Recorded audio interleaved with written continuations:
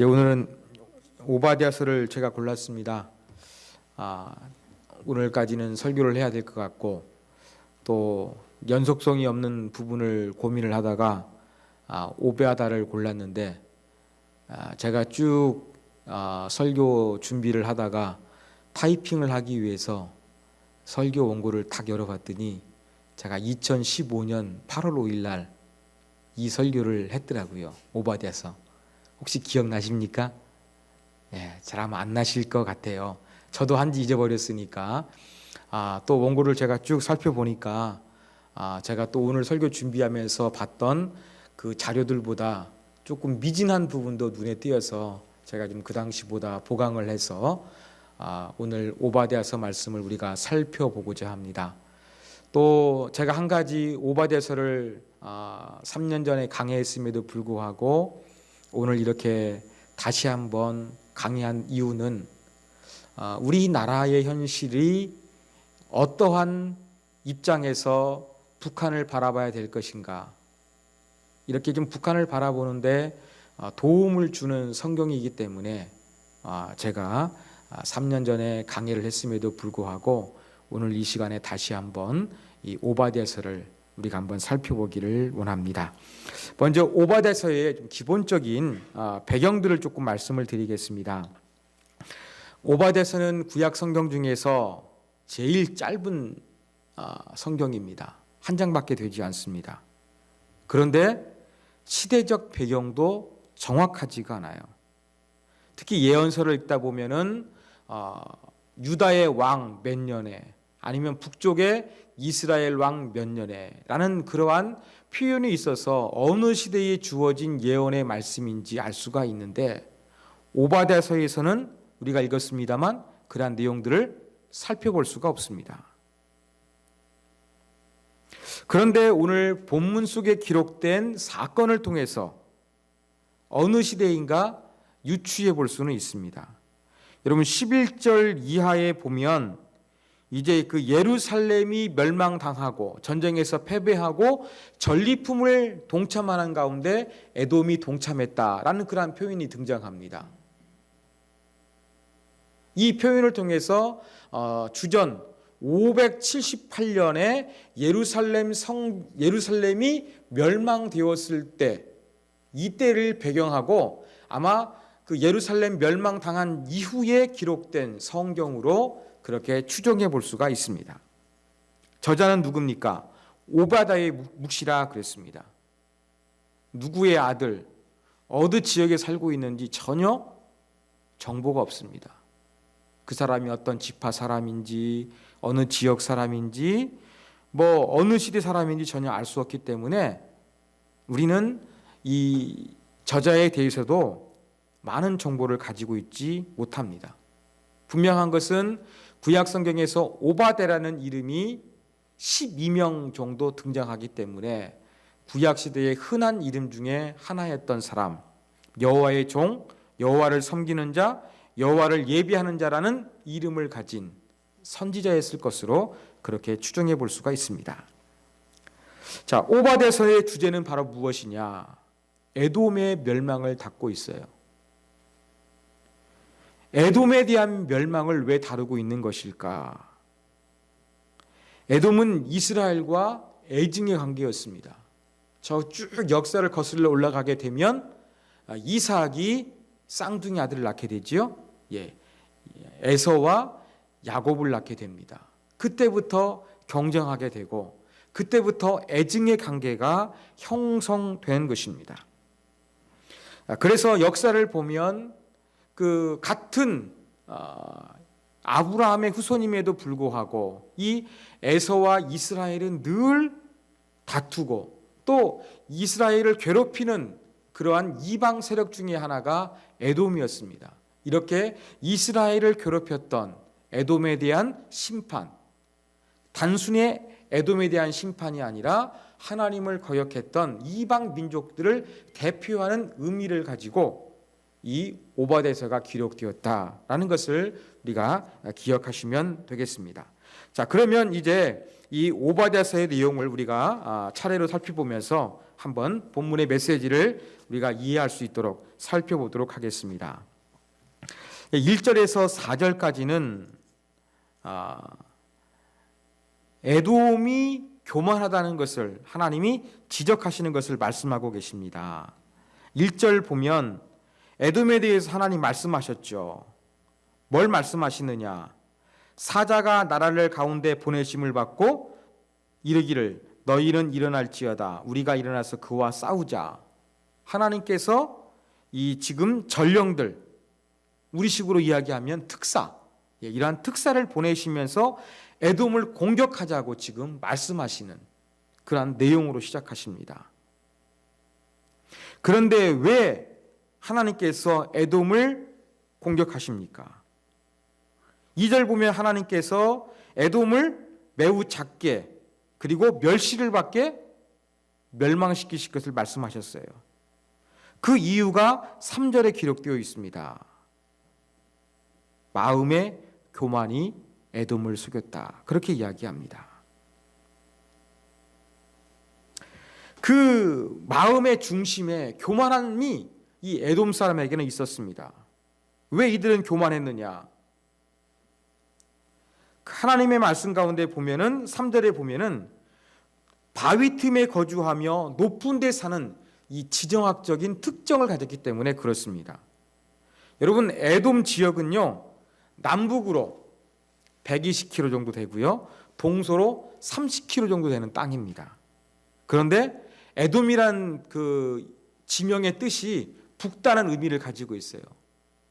그 땅이 정말로 좀 불구스름합니다. 그런데 이 불구스름한 땅에 울퉁불퉁한 바위가 많이 있습니다. 또한 이 에돔은 천연 요새였어요. 외부의 침략을 두려워할 필요가 없었습니다. 해발 1700m 고지대에 위치해 있었고 군대가 잠복할 수 있는 날카롭고 험한 바위, 동굴, 틈새가 가득 차 있었습니다. 그래서 높은 곳에 도시를 건설하고 그 바위 틈이나 동굴 가운데서 잘 숨어 있으면 그 아래에서 이 공격해 오는 이방 군인들을 쉽게 물리칠 수 있는 좋은 지정학적인 위치를 가지고 있었습니다. 그래서 난공불락의 자연 요새였어요. 그러다 보니까 어떤 마음을 갖습니까? 우리는 멸망당하지 않는다 라고 하면서 어떤 그 교만한 마음을 가지고서 이렇게 자기의 힘과 자기 가진 것들을 의지하는 그런 모습을 가지고서 살아가는 이 에돔의 그 교만한 마음이 하나님의 심판의 원인이라고 지적하여 주고 있는 것입니다. 그래서 하나님께서 어떻게 하십니까? 높은 데 살고 있고 요새에 살고 있어서 우리는 안전하다 이야기하지만 하나님께서 누가 능히 나를 땅에 내리겠느냐? 교만한 마음이죠. 이러한 표현에 대해서 하나님께서 끌어내리실 것을 말씀하고 계십니다. 독수리가 제일 높은 곳에 둥지를 트고 삽니다. 이러한 독수리처럼 높은 곳에 있는 에돔 사람들, 저 별나라에 있는 것처럼 그렇게 교만한 마음을 품고 있는 사람들, 이러한 높은데 교만한 마음으로 살고 있는 에돔 족속을 하나님께서 끌어내리는 심판을 말씀하여 주실 것을 기록하고 있습니다. 그런데 5절에 보면 그 하나님의 심판의 정도가 어느 정도일 것인가 그 비유를 통해서 말씀하고 있습니다. 자, 도둑이 들었습니다. 집안에 물건이 많습니다. 그러면 어떻게 하겠습니까? 가지고 갈 만큼, 그리고 자기가 필요한 것만큼만 가져가겠죠. 또 포도원에 이제 내가 훔치기 위해서 들어가가지고 그 포도원에 그 작물을 따기 위해서 들어갔을 때에도 어떻겠습니까? 다 따간 것이 아니라 가져갈 수 있는 만큼만 따가는 것이 바로 대부분의 사람들이 도둑질하는 모습일 것입니다. 그런데 하나님은 에돔을 어떻게 멸망하시느냐? 하나도 남김이 없이 멸망하실 것을 약속하셨습니다. 완전히 그 에돔 지역을 그 쑥대밭으로 만드실 것을 하나님께서 말씀하신 것입니다. 그런데 6절에서는 또 뭘 이야기하느냐? 6절에서는 에서가 감추어 뒀던 보물까지 빼앗아갈 것을 이야기합니다. 그들이 살고 있는 곳 높은 지역에 요새화된 곳이라고 그랬습니다. 그곳에 잘 남들이 보이지 않게 숨겨두었던 이 값진 재산, 이 보물이 있는데 이러한 부분들까지 전부 다 빼앗기게 될 것을 말씀하여 주셨습니다. 재산만 뺏기는 것이 아닙니다. 7절에 보면 이제는 사람들로부터, 다른 나라로부터 배신을 당할 것을 이야기하고 있습니다. 너와 약조한 모든 자들, 동맹국을 지칭하는 말입니다. 그리고 화목하던 자들, 평화 조약을 맺었던 우군을 가리킵니다. 그리고 내 먹을 것을 먹는 자들, 고대에서는 함께 그 조약을 체결했으면 함께 음식을 먹었습니다. 그러니까 함께 음식을 먹는다는 것은 우리가 혈맹이다. 우리가 공동으로 이제 군사적으로 대응하자. 함께 죽고 함께 살자. 서로 돕자. 이러한 단단한 약속을 하면서 음식을 먹고 그렇게 했는데 이러한 자기가 의존했던 동맹국과 친한 이 주변 세력으로부터 배신을 당할 것을 하나님께서 예언하고 계십니다. 뿐만이 아닙니다. 8절. 이제 에돔의 그 핵심 브레인들이 전부 다 멸절될 것을 이야기하고 있습니다. 에돔은 상당히 지혜 있는 곳으로 고대 근동에서 알려졌습니다. 지혜 있는 사람들이 많은 지역 에돔. 그런데 에돔에서 지혜 있는 사람들이 하나님께서 없애버리시겠다는 겁니다. 지각 있는 사람들 멸절시키는 거예요. 뭔가 굳건한 나라가 되기 위해서, 나라가 잘 유지되기 위해서는 이 좋은 머리 좋은 사람들이 필요한데 이렇게 지혜 있고 머리 좋은 사람들 하나님께서 전부 다 멸절시키실 것을 말씀하여 주셨습니다. 그 다음에 9절 또 한 가지 어떤 심판입니까? 이제는 그 용맹했던 이 용사들이 두려워 떨 것을, 그리고 그들이 두려움에 떨어서 그 에돔 민족의 사람들을 다 죽게 방치해 둘 것을 하나님께서 말씀하여 주신 것입니다. 그러니까 어느 정도 에돔이 멸망을 당하느냐, 숨겨놓은 재산까지 전부 다 탈탈 털리게 될 것입니다. 그리고 믿었던 동맹국으로부터 배신을 당하게 될 것입니다. 나라에 지혜 있는 사람들이 전부 다 죽임을 당하게 될 것이고, 나라를 지켜주었던 그러한 용맹한 이 군사들, 이러한 군사들도 두려워서 떨고 있으며 그 결과 이 에돔의 모든 사람들이 멸절을 당하게 될 것을 하나님께서 예언해 주셨습니다. 자, 이제 10절 이하에서는 에돔을 심판하시는 이유가 무엇인지 기록되어 있습니다. 이게 바로 10절에서 14절 가운데 있는 핵심 내용입니다. 바로 내 형제 야곱에게 행한 포악으로 말미암아 멸절당할 것이라고 이야기하고 있습니다. 형제라는 표현을 하나님이 사용하셨죠. 에서와 야곱. 오늘은 오바댜서를 제가 골랐습니다. 오늘까지는 설교를 해야 될 것 같고 또 연속성이 없는 부분을 고민을 하다가 오베아다를 골랐는데 제가 쭉 설교 준비를 하다가 타이핑을 하기 위해서 설교 원고를 딱 열어봤더니 제가 2015년 8월 5일 날 이 설교를 했더라고요. 오바댜서. 혹시 기억나십니까? 잘 아마 안 나실 것 같아요. 저도 한지 잊어버렸으니까. 또 원고를 제가 쭉 살펴보니까 제가 또 오늘 설교 준비하면서 봤던 그 자료들보다 조금 미진한 부분도 눈에 띄어서 제가 좀 그 당시보다 보강을 해서 오늘 오바댜서 말씀을 우리가 살펴보고자 합니다.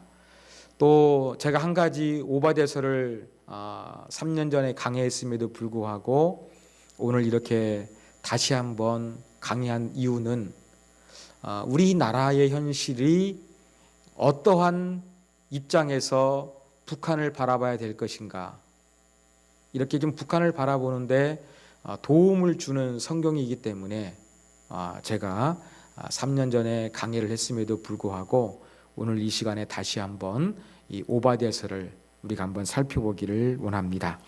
먼저 오바댜서의 좀 기본적인 배경들을 조금 말씀을 드리겠습니다. 오바댜서는 구약 성경 중에서 제일 짧은 성경입니다. 한 장밖에 되지 않습니다. 그런데 시대적 배경도 정확하지가 않아요. 특히 예언서를 읽다 보면은 유다의 왕 몇 년에, 아니면 북쪽의 이스라엘 왕 몇 년에라는 그러한 표현이 있어서 어느 시대에 주어진 예언의 말씀인지 알 수가 있는데, 오바댜서에서는 우리가 읽었습니다만 그러한 내용들을 살펴볼 수가 없습니다. 그런데 오늘 본문 속에 기록된 사건을 통해서 어느 시대인가 유추해 볼 수는 있습니다. 여러분 11절 이하에 보면 이제 그 예루살렘이 멸망당하고 전쟁에서 패배하고 전리품을 동참하는 가운데 에돔이 동참했다라는 그러한 표현이 등장합니다. 이 표현을 통해서 주전 578년에 예루살렘이 멸망되었을 때, 이때를 배경하고 아마 그 예루살렘 멸망당한 이후에 기록된 성경으로 그렇게 추정해 볼 수가 있습니다. 저자는 누굽니까? 오바댜의 묵시라 그랬습니다. 누구의 아들, 어느 지역에 살고 있는지 전혀 정보가 없습니다. 그 사람이 어떤 지파 사람인지, 어느 지역 사람인지, 어느 시대 사람인지 전혀 알 수 없기 때문에 우리는 이 저자에 대해서도 많은 정보를 가지고 있지 못합니다. 분명한 것은 구약 성경에서 오바댜라는 이름이 12명 정도 등장하기 때문에 구약 시대의 흔한 이름 중에 하나였던 사람, 여호와의 종, 여호와를 섬기는 자, 여호와를 예비하는 자라는 이름을 가진 선지자였을 것으로 그렇게 추정해 볼 수가 있습니다. 자, 오바댜서의 주제는 바로 무엇이냐? 에돔의 멸망을 담고 있어요. 에돔에 대한 멸망을 왜 다루고 있는 것일까? 에돔은 이스라엘과 애증의 관계였습니다. 저 쭉 역사를 거슬러 올라가게 되면 이삭이 쌍둥이 아들을 낳게 되지요. 에서와 야곱을 낳게 됩니다. 그때부터 경쟁하게 되고 그때부터 애증의 관계가 형성된 것입니다. 그래서 역사를 보면 그 같은 아브라함의 후손임에도 불구하고 이 에서와 이스라엘은 늘 다투고 또 이스라엘을 괴롭히는 그러한 이방 세력 중에 하나가 에돔이었습니다. 이렇게 이스라엘을 괴롭혔던 에돔에 대한 심판, 단순히 에돔에 대한 심판이 아니라 하나님을 거역했던 이방 민족들을 대표하는 의미를 가지고 이 오바댜서가 기록되었다라는 것을 우리가 기억하시면 되겠습니다. 자, 그러면 이제 이 오바댜서의 내용을 우리가 차례로 살펴보면서 한번 본문의 메시지를 우리가 이해할 수 있도록 살펴보도록 하겠습니다. 1절에서 4절까지는 에돔이 교만하다는 것을 하나님이 지적하시는 것을 말씀하고 계십니다. 1절 보면 에돔에 대해서 하나님 말씀하셨죠. 뭘 말씀하시느냐? 사자가 나라를 가운데 보내심을 받고 이르기를 너희는 일어날지어다 우리가 일어나서 그와 싸우자. 하나님께서 이 지금 전령들, 우리식으로 이야기하면 특사, 이러한 특사를 보내시면서 에돔을 공격하자고 지금 말씀하시는 그러한 내용으로 시작하십니다. 그런데 왜 하나님께서 에돔을 공격하십니까? 2절 보면 하나님께서 에돔을 매우 작게 그리고 멸시를 받게 멸망시키실 것을 말씀하셨어요. 그 이유가 3절에 기록되어 있습니다. 마음의 교만이 에돔을 속였다. 그렇게 이야기합니다. 그 마음의 중심에 교만함이 이 에돔 사람에게는 있었습니다. 왜 이들은 교만했느냐? 하나님의 말씀 가운데 보면은 3절에 보면은 바위 틈에 거주하며 높은 데 사는 이 지정학적인 특정을 가졌기 때문에 그렇습니다. 여러분, 에돔 지역은요, 남북으로 120km 정도 되고요, 동서로 30km 정도 되는 땅입니다. 그런데 에돔이란 그 지명의 뜻이 북다는 의미를 가지고 있어요. 그 땅이 정말로 좀 불구스름합니다. 그런데 이 불구스름한 땅에 울퉁불퉁한 바위가 많이 있습니다. 또한 이 에돔은 천연 요새였어요. 외부의 침략을 두려워할 필요가 없었습니다. 해발 1700m 고지대에 위치해 있었고, 군대가 잠복할 수 있는 날카롭고 험한 바위, 동굴, 틈새가 가득 차 있었습니다. 그래서 높은 곳에 도시를 건설하고 그 바위 틈이나 동굴 가운데서 잘 숨어 있으면 그 아래에서 이 공격해 오는 이방 군인들을 쉽게 물리칠 수 있는 좋은 지정학적인 위치를 가지고 있었습니다. 그래서 난공불락의 자연 요새였어요. 그러다 보니까 어떤 마음을 갖습니까? 우리는 멸망당하지 않는다 라고 하면서 어떤 그 교만한 마음을 가지고서 이렇게 자기의 힘과 자기 가진 것들을 의지하는 그런 모습을 가지고서 살아가는 이 에돔의 그 교만한 마음이 하나님의 심판의 원인이라고 지적하여 주고 있는 것입니다. 그래서 하나님께서 어떻게 하십니까? 높은 데 살고 있고 요새에 살고 있어서 우리는 안전하다 이야기하지만 하나님께서 누가 능히 나를 땅에 내리겠느냐? 교만한 마음이죠. 이러한 표현에 대해서 하나님께서 끌어내리실 것을 말씀하고 계십니다. 독수리가 제일 높은 곳에 둥지를 트고 삽니다. 이러한 독수리처럼 높은 곳에 있는 에돔 사람들, 저 별나라에 있는 것처럼 그렇게 교만한 마음을 품고 있는 사람들, 이러한 높은데 교만한 마음으로 살고 있는 에돔 족속을 하나님께서 끌어내리는 심판을 말씀하여 주실 것을 기록하고 있습니다. 그런데 5절에 보면 그 하나님의 심판의 정도가 어느 정도일 것인가 그 비유를 통해서 말씀하고 있습니다. 자, 도둑이 들었습니다. 집안에 물건이 많습니다. 그러면 어떻게 하겠습니까? 가지고 갈 만큼, 그리고 자기가 필요한 것만큼만 가져가겠죠. 또 포도원에 이제 내가 훔치기 위해서 들어가가지고 그 포도원에 그 작물을 따기 위해서 들어갔을 때에도 어떻겠습니까? 다 따간 것이 아니라 가져갈 수 있는 만큼만 따가는 것이 바로 대부분의 사람들이 도둑질하는 모습일 것입니다. 그런데 하나님은 에돔을 어떻게 멸망하시느냐? 하나도 남김이 없이 멸망하실 것을 약속하셨습니다. 완전히 그 에돔 지역을 그 쑥대밭으로 만드실 것을 하나님께서 말씀하신 것입니다. 그런데 6절에서는 또 뭘 이야기하느냐? 6절에서는 에서가 감추어 뒀던 보물까지 빼앗아갈 것을 이야기합니다. 그들이 살고 있는 곳 높은 지역에 요새화된 곳이라고 그랬습니다.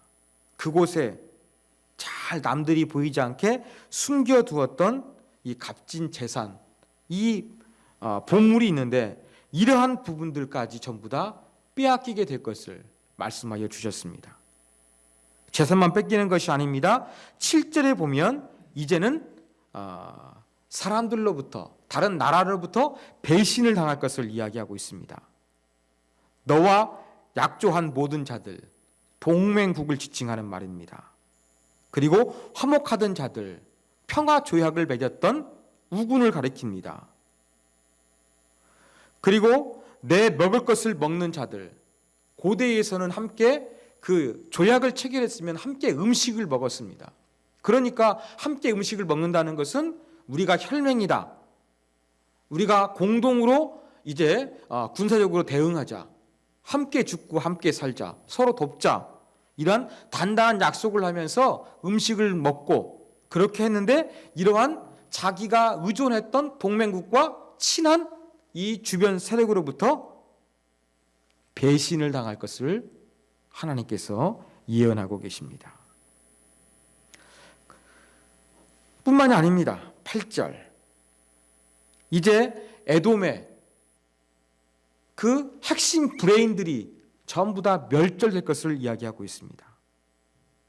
에돔은 상당히 지혜 있는 곳으로 고대 근동에서 알려졌습니다. 지혜 있는 사람들이 많은 지역 에돔. 그런데 에돔에서 지혜 있는 사람들이 하나님께서 없애버리시겠다는 겁니다. 지각 있는 사람들 멸절시키는 거예요.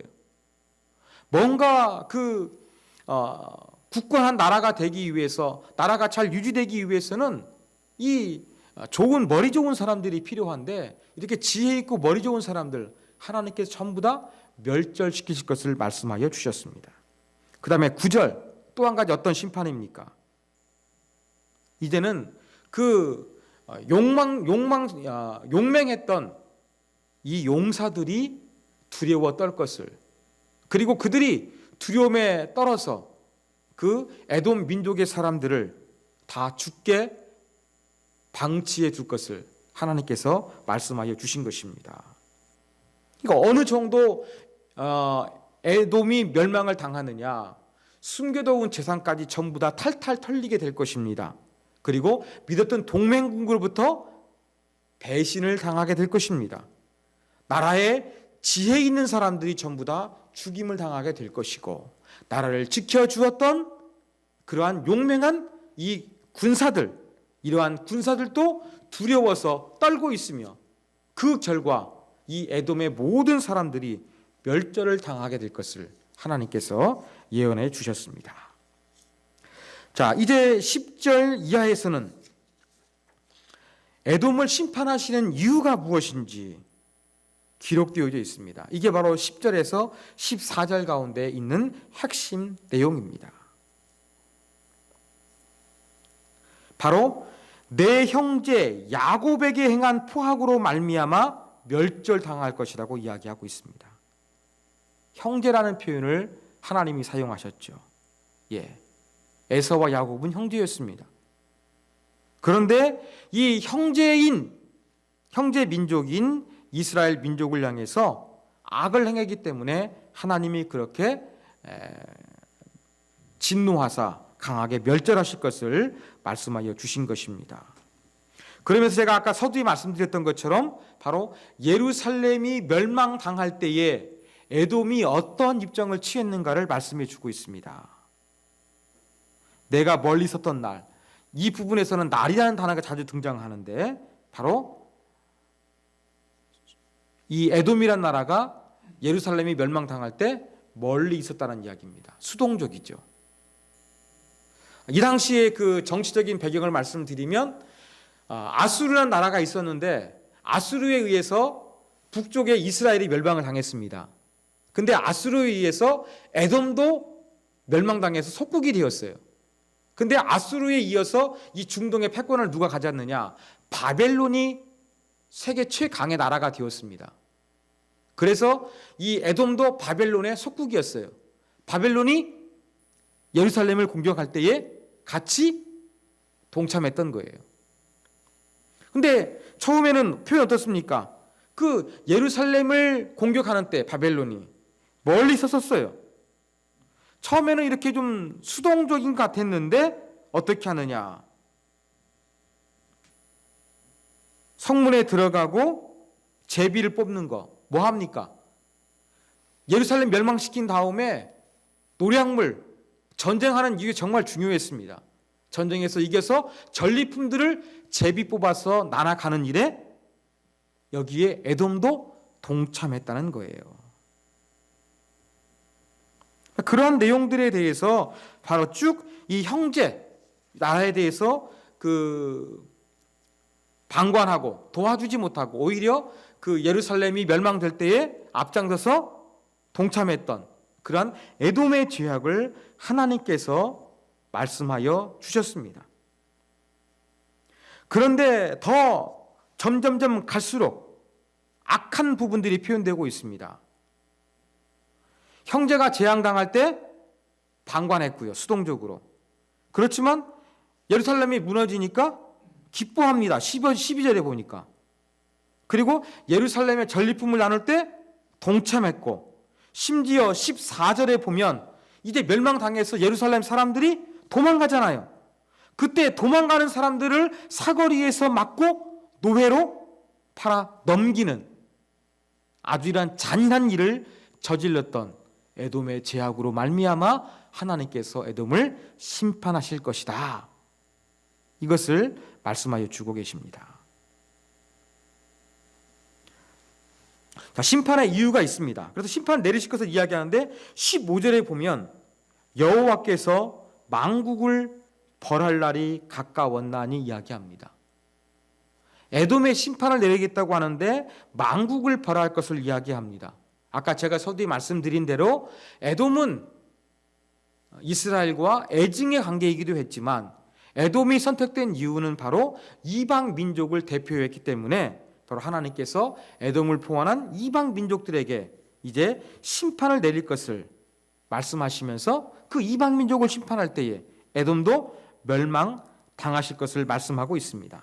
그러면서 16절 너희가 내 성산에서 마신 것 같이, 성산이 뭡니까? 거룩한 선, 성전이 있는 예루살렘을 가리키는 시온산을 가리키겠지요.